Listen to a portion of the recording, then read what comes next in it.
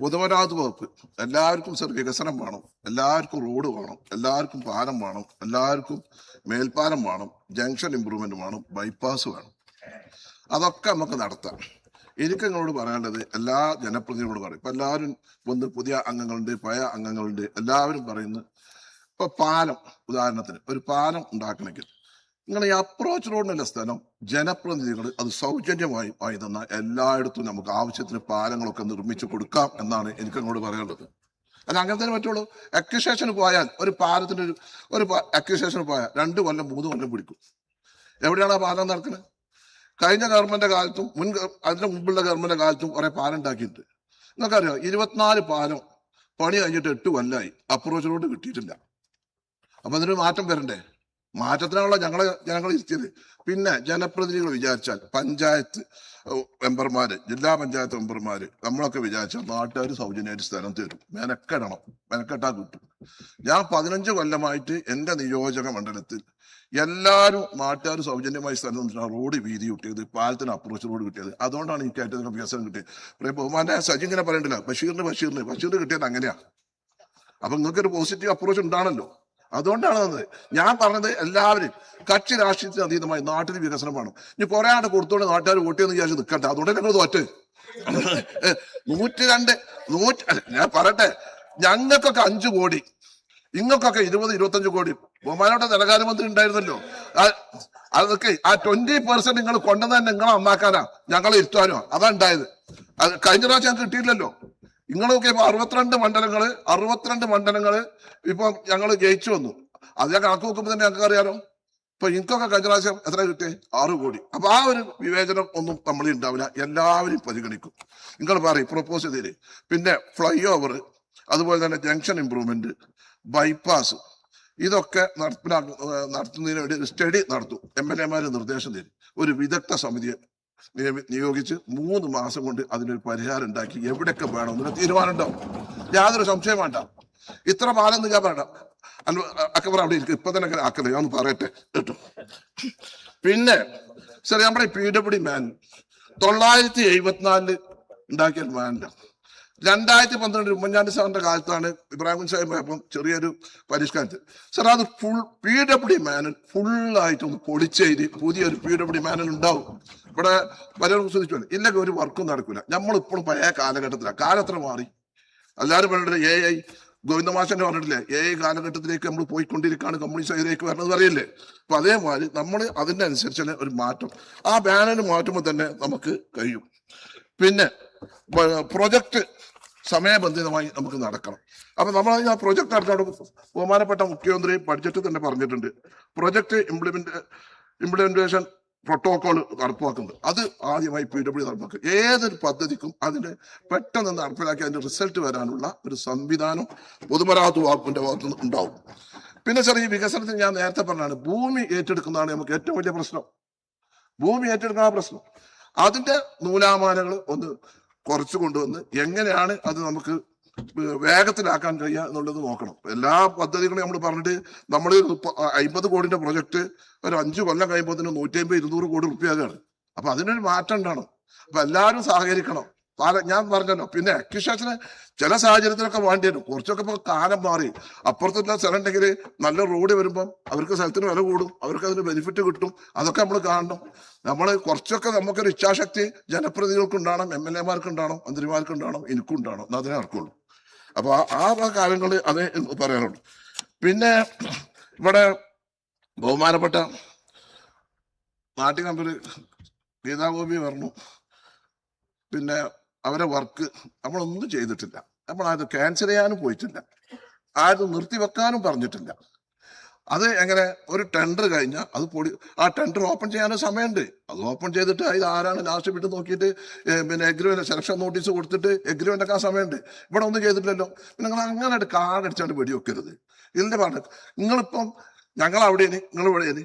ഇപ്പൊ നിങ്ങളെ മാതിരിയല്ല, ഞങ്ങൾ കുറച്ചും കൂടിയൊക്കെ ഒന്ന് നിങ്ങളോട് വളരെ, ഞാനൊക്കെ തന്നെ മാറി ഞങ്ങൾ കണ്ടില്ലേ. അപ്പൊ അതിനനുസരിച്ചൊക്കെ നമുക്ക് കാര്യങ്ങൾ പറയാം. പിന്നെ സാർ ഇവിടെ പറഞ്ഞു, ഉല്ലാസ് ബഹുമാനപ്പെട്ട കുന്നത്തിന് മുമ്പ് സൂചിപ്പിച്ചു, കുഴി അത് നിങ്ങളെ പറയണ്ട, മഴക്കാലായ കുഴി റോട്ടിലുണ്ടാവും. കേരള അത് അപ്പൊ നമുക്ക് അതൊക്കെ റണ്ണിങ് കോൺട്രാക്ടറും മറ്റും കൊടുത്തിട്ട് പാച്ച് വർക്കും കാര്യങ്ങളൊക്കെ ചെയ്ത് അതൊക്കെ നന്നാക്കാം. പിന്നെ എല്ലാ നിർമ്മാണ പ്രവർത്തനങ്ങൾ, ഇറാൻ അമേരിക്ക പ്രശ്നങ്ങൾ ഉണ്ടായപ്പോൾ ടാറിനൊക്കെ മെറ്റീരിയൽസിനൊക്കെ വില കൂടിയിട്ടുണ്ട്. അത് ഒരു സത്യമാണ്. നമ്മൾ വന്നിട്ട് ഒരു മാസം 5-6 ദിവസമായിട്ടുള്ളൂ. ഏതായാലും എല്ലാവരോടും പറയാം, ബിറ്റുമെന്റെ ഡിഫറൻസ്, വിലയിലുള്ള മാറ്റം, അതിന്റെ അന്തരം കരാറുകാർക്ക് കൊടുക്കാൻ വേണ്ടി ഇന്നത്തെ ക്യാബിനറ്റ് തീരുമാനം എടുത്തിട്ടുണ്ട്. അതുകൊണ്ട് ആ പ്രശ്നം ഒക്കെ പരിഹരിക്കും. അതിന് ടൈം കൊണ്ട് വെച്ചിട്ടുണ്ട്. അപ്പോൾ ആ പ്രശ്നം തീരുമല്ലോ. പിന്നെ ഈ മഴക്കാലത്ത് 6 മണി നടക്കില്ലല്ലോ, ചെറിയ പാച്ചും കാര്യങ്ങളും ഒക്കെ നടക്കുള്ളൂ. അപ്പൊ ആ ഒരു കാര്യത്തിന് മാത്രമാണ് ഒരു ബുദ്ധിമുട്ട് ഇവിടെ ഉണ്ടായത്. പിന്നെ ജി സുധാകരൻ സാറ് പറഞ്ഞു, എന്നെ പറ്റി നന്നായി പറഞ്ഞു, ആപ്പാനെ പറ്റി നന്നായി പറഞ്ഞു. അദ്ദേഹം യഥാർത്ഥ കമ്മ്യൂണിസ്റ്റാണ്. അദ്ദേഹത്തിന് അറിയാം ആരൊക്കെയാണ് നല്ല ആൾക്കാരെന്ന് അറിയാം. യഥാർത്ഥ കമ്മ്യൂണിസ്റ്റുകാർക്ക് അതേ പറയാൻ കഴിയുള്ളൂ. ലീഗിനെ കുറിച്ച് പറഞ്ഞു, ലീഗരും അദ്ദേഹത്തെ പറഞ്ഞു. യഥാർത്ഥ കമ്മ്യൂണിസ്റ്റാണ് എല്ലാ സത്യവും പറയും. കപട കമ്മ്യൂണിസ്റ്റുകാരെ എല്ലാം പറയില്ല. അതാണ് അതിന്റെ പ്രശ്നം. അദ്ദേഹത്തിന് നല്ല വിവരം, നല്ല ഓർമ്മശക്തി, നല്ലതുണ്ട്. നല്ല മന്ത്രിയാണല്ലോ. അദ്ദേഹത്തോട് നിലനിൽക്കണം. സജി ചെറിയ അദ്ദേഹത്തിന്റെ ഏറ്റവും സ്വന്തം ആളായിരുന്നല്ലോ. പിന്നെ തെറ്റിയതല്ലേ, അല്ല നമ്മളല്ലല്ലോ. ഞാൻ മാത്രമേ തെറ്റാതെ ഞാൻ നടന്നിട്ടുള്ളൂ. അപ്പം അദ്ദേഹം പറഞ്ഞ കാര്യങ്ങളൊക്കെ അവിടെ ശരിയാണ്. പിന്നെ അദ്ദേഹം പറഞ്ഞു അദ്ദേഹത്തിന്റെ കാലത്ത് PWD വകുപ്പിൽ ഒരുപാട് വർക്ക്, നല്ല വർക്കുകളും കാര്യങ്ങളൊക്കെ നടത്തിയിരുന്നു. പിന്നെ ആവശ്യമായ ഫണ്ട് PWD ഉണ്ട്.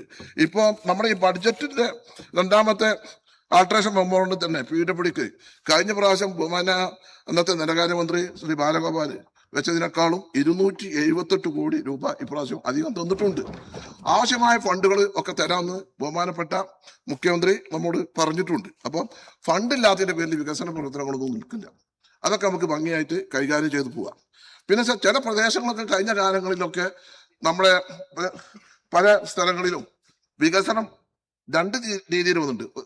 ഒരു സ്ഥലത്ത്, ചില സ്ഥലത്ത് നന്നായി വികസനമുണ്ട്, ചില സ്ഥലത്ത് തീരെ നടന്നിട്ടില്ല. ഇപ്പൊ ഞങ്ങൾ ഈ മലപ്പുറം ഭാഗത്തെടുക്കും.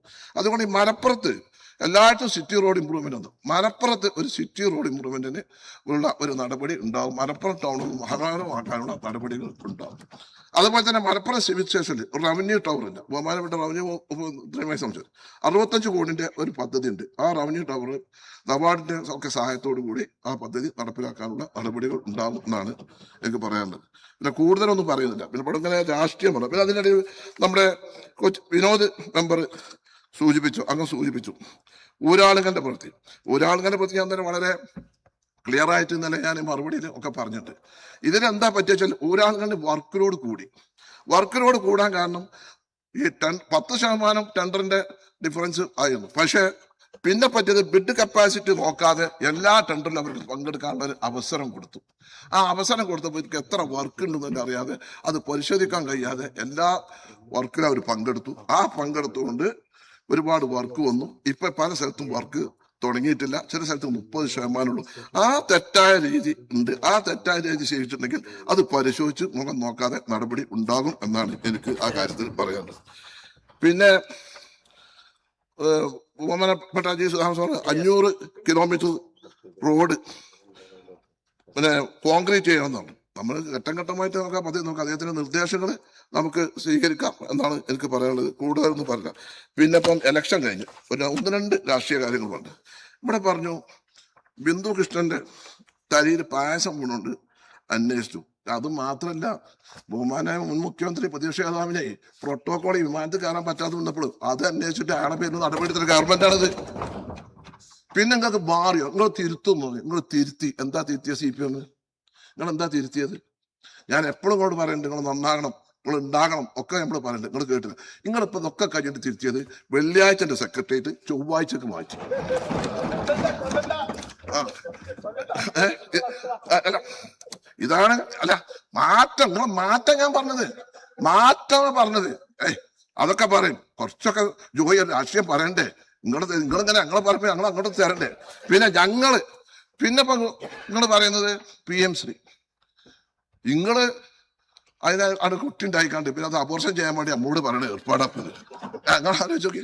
നിങ്ങളെല്ലാം ആപ്പാ, നിങ്ങളെല്ലാം ഒപ്പിട്ട് കൊടുത്ത്, ഞങ്ങളെല്ലാം ഒപ്പിട്ട് കൊടുത്ത്. അപ്പൊ ഈ ഒരു കാര്യം നിങ്ങൾ പറയട്ടെ. നിങ്ങളൊന്ന് ആത്മാർത്ഥമായി നെഞ്ഞത്ത് കൈവച്ചത് നിങ്ങൾ പറയും.